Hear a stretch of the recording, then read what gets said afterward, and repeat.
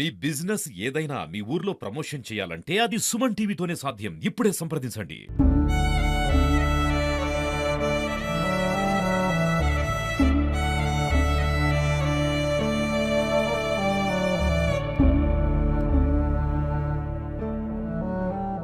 Hi hello నమస్తే welcome to Suman TV. మానవ సంబంధాలు మంట కలుపుతున్న వేళ సంబంధించినటువంటి కుటుంబ సభ్యులనే అతి కిరాతకంగా చంపుతున్న రోజులతో వచ్చాయి. మనం కొన్ని రోజులు కూర్చో మొన్న మహబూబాబాద్ జిల్లా మరిపేట మండలం జండాల తండలో కన్న కూతుళ్ళు కన్న తండ్రినే కసాయిగా చంపిన దాటను మర్చిపోక ముందుకే మరో సంఘటన జోడేసుకుంది. ఇటు హైదరాబాద్లో జీడిమెట్ల పోలీస్ స్టేషన్ పరిధిలో కళాకారిణి సాంస్కృతిక తెలంగాణ సాంస్కృతిక కళాకారిణి అయినటువంటి అంజలిని కన్న కూతురు తమ ప్రియుడి మోజులో పడి తను అంటే మాట వినట్లేదు, తల్లి మందలించడంతో తన తల్లిని ఎలాగైనా దూరం చేసుకోవాలని చెప్పేసి ఒక పథకం ప్రకారం చంపిన ఘటన మద్దతు తీసుకుంది. దీంతో మనతో మాట్లాడడానికి మృతురాలు చిన్న కూతురు మనసు ఉంది. తనతో అడిగి తెలుసుకున్న ప్రయత్నం చేద్దాం. తల్లి చెప్పమ్మా, అసలు ఏం జరిగింది ఆ తల్లి ఆ రోజు మమ్మీ నన్ను ఒక అక్కని తీసుకురమ్మనేసి బయటికి పంపించింది. మమ్మీ కూడా ఇలా జరుగుద్దని తెలియదు.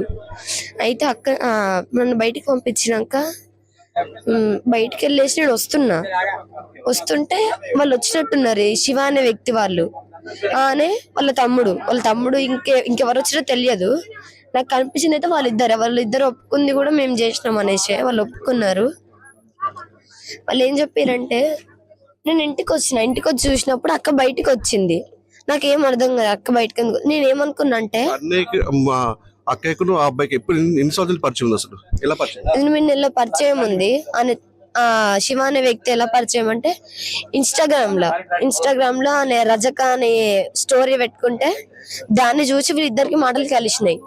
ఈ 8 నెలల పరిచయాన్ని ఎన్ని నెలలు అమ్మ ఇంత కష్టపడి పెంచింది. నాన్న లేకపోయినా ఇంత కష్టాలు పడి పెంచింది అమ్మ. అలాంటి అమ్మని చంపేసిరు అందరు కలిసి. అసలు నేను ఆ రోజు వచ్చినప్పుడు అక్క బయటికి వచ్చింది.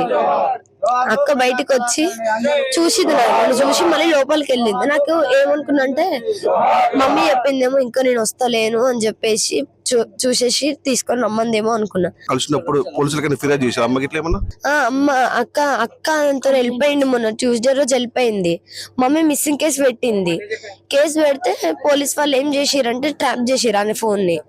ఫస్ట్ అక్క డాడీ ఫోన్ తీసుకుపోయిందేమో అనుకున్నాం మేము, కానీ ఫ్రిడ్జ్ పైన ఉంది ఆ ఫోన్ లో సిమ్ లేదు. సిమ్ తీసేసింది. వేరే ఫోన్ ఉంటది ఇంట్లో, ఆ ఫోన్ వేసేసింది. దాని తర్వాత ఆ శివ అనే వ్యక్తి ఫోన్ ని ట్రేస్ చేస్తే నల్గొండ అని చూపించింది. అక్కడికి వెళ్ళినాక అక్కడ చెన్నూరు అని ఉంటది. వాళ్ళ మమ్మీ వాళ్ళ దగ్గరికి వెళ్ళి వాళ్ళ మమ్మీ వాళ్ళు కూడా సపోర్ట్ చేసారు. వాళ్ళ మమ్మీ వాళ్ళు, వాళ్ళ మామ వాళ్ళు, వాళ్ళ అమ్మ వాళ్ళు అందరు కూడా సపోర్ట్ చేసిరు, తీసుకురా నువ్వు అనేసి. వాళ్ళ ఫ్యామిలీ ఎలాంటి ఫ్యామిలీనో తెలియదు. వాళ్ళకి ఒక ఇల్లు లేదు, ఇండ్లు కూడా. శివాల అమ్మ కూడా మీ ఇంటికి వచ్చి పెళ్లి సంబంధం, పెళ్లి గురించి మాట్లాడే సందర్భాలు లేదు, అలాంటివి అసలు జరగలేదు. మమ్మీ అసలు అనే గురించి తెలియదు మాకు. అసలు నిజం పేరు శివనేనా కాదా అది కూడా తెలియదు. అని ఏ క్యాస్ట్ కూడా తెలియదు. అసలు వాళ్ళకి ఏం రైట్స్ ఉన్నాయని చంపేసారు మా మదర్ ని. ఇప్పుడు మా మమ్మీ ఏం అన్యాయం చేసింది వాళ్ళకు? మా అక్కని వాళ్ళు తీసుకుపోయారు కాబట్టి మమ్మీ మిస్సింగ్ కేసు పెట్టింది.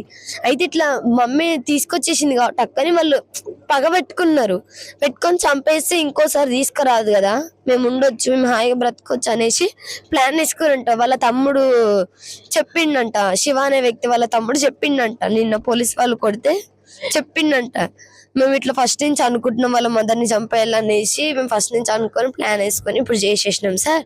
వాళ్ళ పెద్ద కూతురు కూడా మాకు సహకరించింది. అట్లనే వాళ్ళ కూతురు బయటకు వెళ్ళింది అనేసి మేము వచ్చి అట్లా జరిగిపోయింది సార్ అని చెప్పినాక సార్ వాళ్ళు లోపలేస్తే ఇట్లా కాలు మీద కాలు వేసుకొని కూర్చున్నాడు. అక్క ఏడుస్తలేదు కనీసం, ఇట్లా కంట్ల నుంచి నీళ్లు కూడా వస్తాయి అక్కకి. సాయంత్రం నువ్వు ట్యూషన్ పోయి ఇంటికి వచ్చినప్పుడు ఇంట్లో సీన్ పరిస్థితి ఎట్లుందమ్మా అసలు? నేను ఫస్ట్ డోర్ వేసాను ఇట్లా దగ్గరికి, మామూలుగా అంటే లాక్ కూడా ఏం చేయలేరు, మామూలుగా ఇట్లా వేసేసారు. 2 డోర్లు క్లోజ్ చేసిరు. అయితే అక్క ఏమైందో అనేసి అంటే ఏం తెలియనంటూ డోర్స్ తీసి నాకు స్మెల్ వచ్చింది. ఈరోజు మండ కదా, ఎగ్ స్మెల్ ఎందుకు వస్తుంది ఇంట్లో, ఏమైంది అసలు? మమ్మీ అన్న. మమ్మీ ఉంటే బయట ఉంటది, లేకపోతే బెడ్రూమ్ లో ఉంటది. మమ్మీ అసలు కనిపిస్తలేదు మాకు, ఎక్కడ కూడా మమ్మీ కనిపించలే. నాకు ఫస్ట్ ఏమైంది తెలియలే. తొందరగా నేను ఉరుక్కుట చూసిన, ఇంట్లోతో చూసిన, అటు ఇటు చూసిన, మమ్మీ ఇంట్లో లేదు. అయితే కిచెన్ లోకి వెళ్ళి చూసిన, మమ్మీ కిచెన్ లో ఉందని ఇట్లా తొంగి చూసే లోపు మమ్మీ ఇట్లా పడిపోయి ఉంది. మొత్తం మమ్మీ శారీ కూడా లేదు, ఇట్లా కొంగు తీసేసి ఉంది. మొత్తం డైనింగ్ టేబుల్ పైన ఉన్న సామాన్ అంతా కింద పడిపోయి ఉంది. మొత్తం అన్ని మమ్మీ ఏమేమి తెచ్చిందో అవన్నీ కింద పడిపోయి ఉన్నాయి.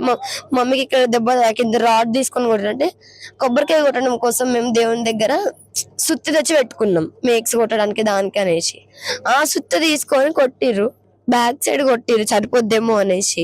ఇక్కడ కొట్టిర్రు, ఇక్కడంతా మమ్మీకి ఇప్పుడు కూడా కనిపిస్తుంది. ఇక్కడ ఇక్కడ మొత్తం బ్లడ్ వచ్చింది మమ్మీకి. నేను అన్నా, మమ్మీ అక్క వెళ్ళిపోయిందా, నువ్వు ఏమైనా చేసుకున్నావా మమ్మీ అన్నా. మమ్మీ మాట్లాడట్లేదు, మమ్మీ గొంతు రావట్లేదు. వాళ్ళు ఏం చేసారో తెలియదు. సంఘటన స్థలంలో ఎంతమంది ఉన్నారమ్మా అక్కడ వాళ్ళతో, అక్కతో పాటు? ఇంకా అక్కతో పాటు నేను వచ్చినప్పుడైతే, నేను ఇంట్లోకి వచ్చినప్పుడైతే ఎవరు లేరు, మమ్మీ ఒక్కతే ఉంది అట్లా పడిపోయి. అక్క నాతో ఉంది అంటే అక్క నాతో వచ్చింది వాళ్ళ ఫ్రెండ్ వాళ్ళ ఇంటికి, మమ్మీ తీసుకురమ్మని చెప్పేసి. అయితే నన్ను తీసుకొని వెళ్ళి నన్ను డైవర్ట్ చేసింది, ఇంటికి వెళ్ళొద్దు అని చెప్పి. నేను అన్నా, నా చేతులు స్టిక్కర్స్ ఉన్నాయి, ఇవి ఇంట్లో పెట్టేసొద్దు, మళ్ళీ వీటిని ఎవరు తీసుకెళ్తారు అంటే, అంతుంటే నేను పట్టుకుంటే అంది. సరే అని చెప్పేసి అక్క నమ్మి వెళ్ళిన. నేను అప్పుడు వాళ్ళ ఇంట్లోనే ఉన్నారనుకుంటా, వచ్చిరని చెప్పింది కదా, వాళ్ళ ఇంట్లోనే ఉండి నేను వెళ్ళిపోయిన టైం చూసి కొంచెం కొట్టి వెళ్ళిపోయారు. మమ్మీని ఏమనుకున్నారంటే చనిపోయిందేమో అనేసి వాళ్ళు ఎస్కేప్ అయిపోయారు. దాని తర్వాత నేను ఇంటికి వచ్చినాక చూసిన, మమ్మీ దగ్గరికి వెళ్ళి మమ్మీ ఇట్లనే పట్టుకున్నా, మమ్మీ ఏమైంది మమ్మీ, నీకు ఏమైంది మమ్మీ అన్న. మొత్తం ఫేస్ అంతా చూసిన, ఇట్లా పట్టుకొని చూస్తే మమ్మీ జుట్టు దగ్గర బ్లడ్ ఉంది. మమ్మీ ఏమన్నా యాసిడ్ ఏమన్నా తాగినామా అని, ఏమన్నా చేసుకున్నామా అని, ఎవరన్నా వచ్చి కొట్టిరా అని అంటే మమ్మీ మాట్లాడతలేదు. అయితే మమ్మీ చెయ్యి ఇట్లా పడిపోయి ఉంది. మమ్మీ చేతులు ఒక చెయ్యి తీసుకొని ఇట్లా పట్టుకున్నా, మమ్మీ చెయ్యి ఇట్లా పట్టుకున్నా. మమ్మీ ఏమైనా మమ్మని ఇట్లా ఇట్లా అంటున్నా, మమ్మీ ఇంకో చెయ్యి తీసుకొచ్చి ఇట్లా పట్టుకుంది నన్ను.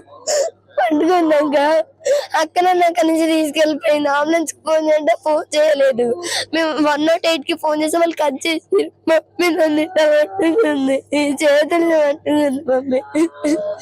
తల్లిని చంపిన వాళ్ళని ఏ విధంగా శిక్షించాలి తల్లి? వాళ్ళైతే బయటికి రావద్దు, నాదైతే ఒక్కటే రిక్వెస్ట్, వాళ్ళు బయటికి రావద్దు. ఉంటే జీవితాంతం జైల్లో అని ఉండాలి, లేకపోతే ఉరి శిక్ష పడాలి వాళ్ళకి. కానీ బయటికి మాత్రం వాళ్ళని వదలొద్దు, వాళ్ళని వదలొద్దు. మా అమ్మని చంపేసినట్టు వాళ్ళని కూడా చనిపోవాలి, వాళ్ళ శిక్ష అనుభవించాలి. ఒక నిండు ప్రాణాన్ని తీసిర్రు, నాకు అమ్మ లేకుండా చేసిర్రు.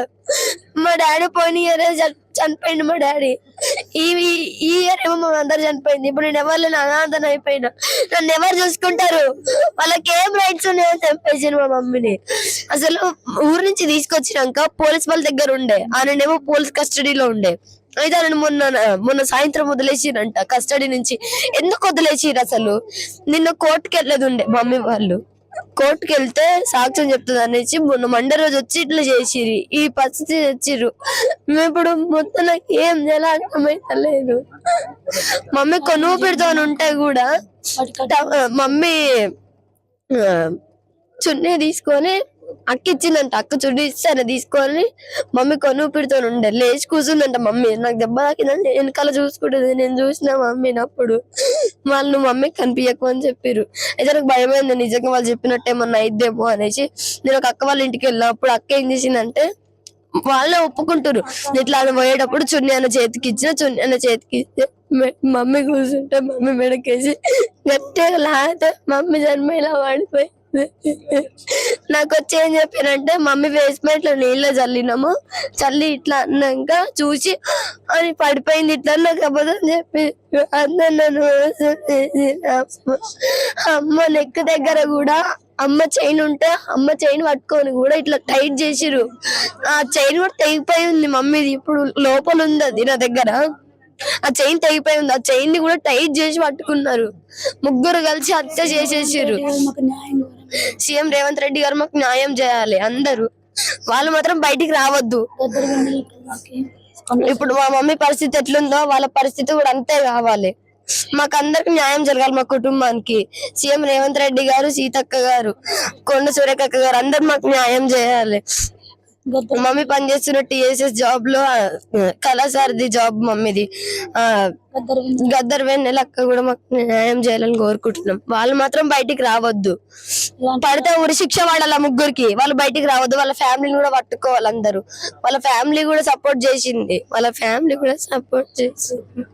ఆ చిన్న అమ్మాయి చూడు ఎంత దీనంగా ఏడుస్తుందో. తల్లి విషయం పక్కన పెట్టుకొని కూడా తన తల్లికి అయితే ఏ విధంగా అయితే ఏం చేశారో వాళ్ళని కూడా ఆ విధంగా కఠినంగా శిక్షించాలని చెప్పేసి ముఖ్యమంత్రి రేవంత్ రెడ్డి కూడా ఈ విషయంపై తన జోక్యం తీసుకుని నిందితులను కఠినంగా శిక్షించి తమకు న్యాయం చేయాలని చెప్పి కోరుతున్న పరిస్థితి ఉంది.